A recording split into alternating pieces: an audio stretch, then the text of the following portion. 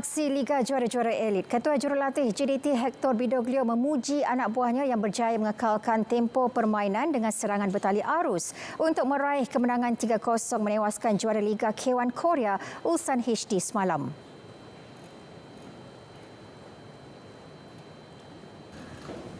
And our philosophy is not only have the ball. Our philosophy is keep the ball, and when we lose the ball, try to recover the ball before 5 seconds. Our counter pressing is great. It's great. When some player lose the ball, the team is playing very compact and it's easy to go to recover the ball.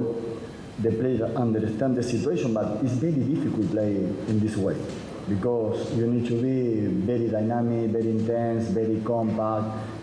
So I am very happy for the players. Very disappointed.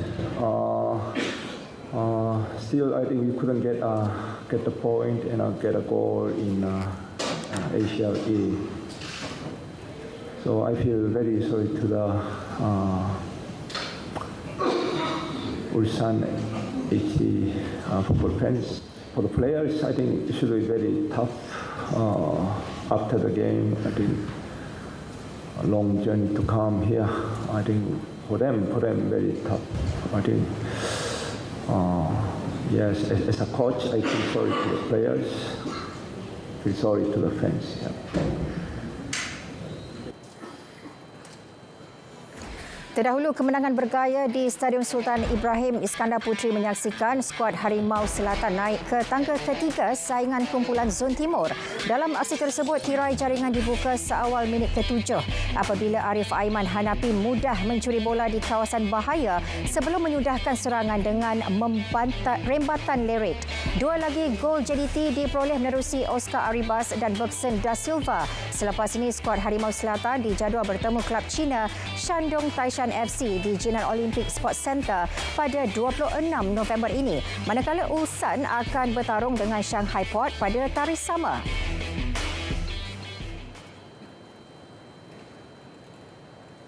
Beralih ke perkembangan Liga Malaysia, Datuk Ong Kim Swee sah kekal sebagai Ketua Jurulatih Sabah FC. Persatuan Bola Sepak Sabah, SAFA dan Sabah FC melanjutkan kontraknya hingga penghujung musim 2024-2025.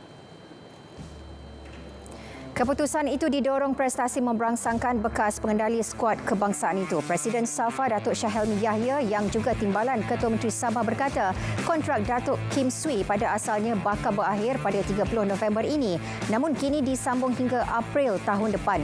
Kabar gembira itu membolehkan Datuk Kim Swee meneruskan momentum kemenangan dan meningkatkan prestasi terbaik pasukan, sekaligus memperbaiki kedudukan dalam Liga Super sebelum hadapi saingan Piala Malaysia. Sementara itu, pihak pengurusan juga berharap lebih ramai penyokong hadir menyaksikan perlawanan di Stadium Likas bagi menambah semangat serta keyakinan pemain.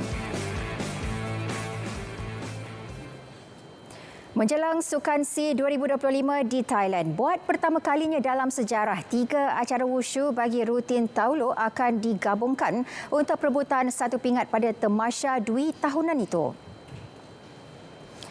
Presiden Persekutuan Wushu Malaysia Datuk Chong Kim Fat berkata, keputusan negara penganjur itu perlu dipertimbangkan semula kerana tidak pernah dilakukan pada mana-mana edisi Sukan SEA sebelum ini.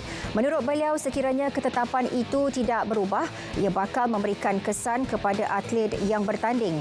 Jelas Datuk Kim Fat, perkembangan terbaru itu dimaklumkan wakil tuan rumah sekaligus mengejutkan rata-rata persatuan wushu dari negara terlibat.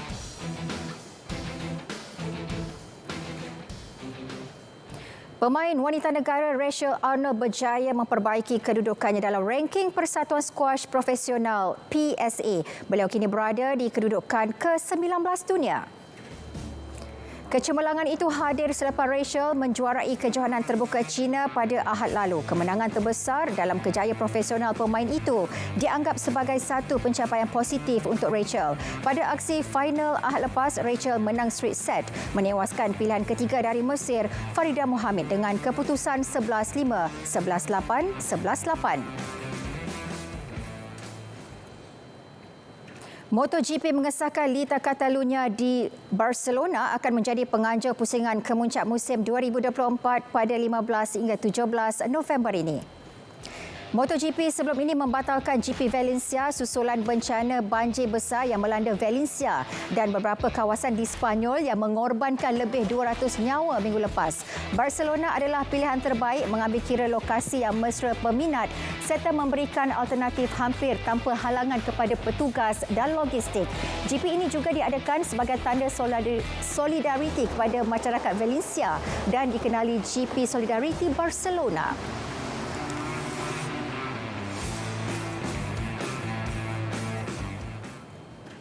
Sekian berita perdana dari Sungai ke Segara Palestin. Pasti merdeka. Salam Malaysia Madani.